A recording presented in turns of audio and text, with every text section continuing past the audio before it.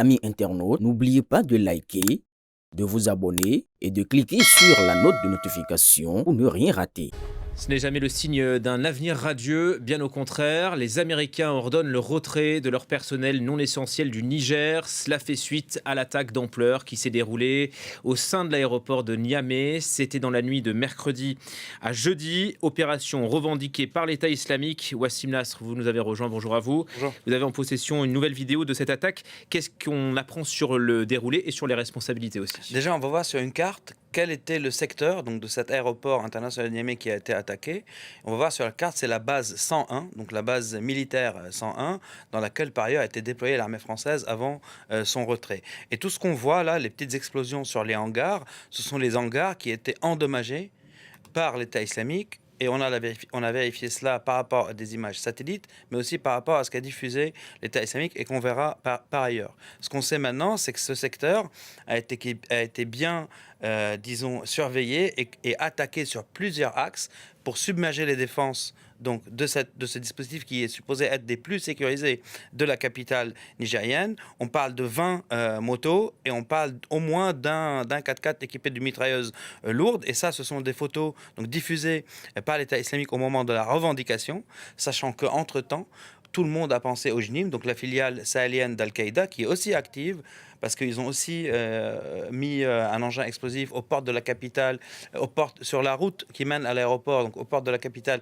il y a quelques jours. Sauf que, si c'était le cas, ils n'auraient pas commis un attentat quelques jours avant, parce que ça dévoile là une opération complexe. Donc c'est pour ça aussi qu'on a pensé ici à France 24, on l'a dit dans des papiers sur Internet, que c'est plutôt probablement l'État islamique qui est responsable, sachant que l'État islamique aussi avait déjà agi dans la capitale Niamey en octobre, dans le kidnapping d'un ressortissant américain. Selon le communiqué de l'État islamique qui a diffusé ces photos, il y a plusieurs unités, donc djihadistes, qui ont attaqué cette facilité militaire et qu'une des unités, pendant le retrait, a été frappée par un drone de l'armée nigérienne.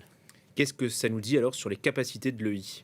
Ça nous dit beaucoup de choses sur les capacités de l'EI, mais aussi sur la présence de mercenaires ou de militaires russes à l'aéroport de Niamey, parce que ce sont eux, finalement, qui ont défendu le secteur où étaient garés les drones turcs Aksungur acquis par l'armée nigérienne il y a quelques mois. Donc c'est eux qui se sont battus contre l'État islamique. On sait aussi que l'armée italienne est présente, plus de 300 militaires, parce qu'il y a eu un communiqué du gouvernement italien qui justifiait leur présence par un programme d'entraînement européen. Donc les Italiens sont toujours là-bas. Et on va voir sur une vidéo aussi, ce qui est très intéressant, ou le plus intéressant dans cette affaire. Donc c'est cette vidéo-là, donc c'est une vidéo diffusée par l'État islamique concernant l'attaque. Et on voit donc les hangars qu'on a cités en début de propos. Et ce qui est intéressant, c'est qu'on peut entendre ce qui est dit. On va entendre plusieurs langues.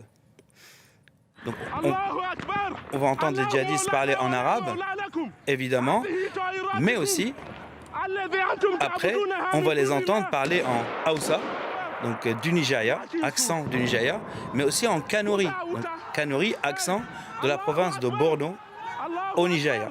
Donc qu'est-ce que ça nous dit? C'est quelque chose qu'on a évoqué à plusieurs reprises ici, c'est que l'État islamique, finalement, on a la preuve matérielle qu'il y a une opération conjointe de la filiale Afrique de l'Ouest et de la filiale Sahel contre l'aéroport de Niamey. Parce que les capacités humaines de l'État islamique Sahel sont moindres que la filiale Afrique de l'Est. Pourquoi? Parce qu'il y a des drones qui ont été utilisés de nuit. Donc des drones, il faut savoir les manier, et des drones avec vision nocturne. Donc là, on voit que des compétences, disons, humaines de la filiale Afrique de l'Ouest ont été transférées à la filiale Sahel.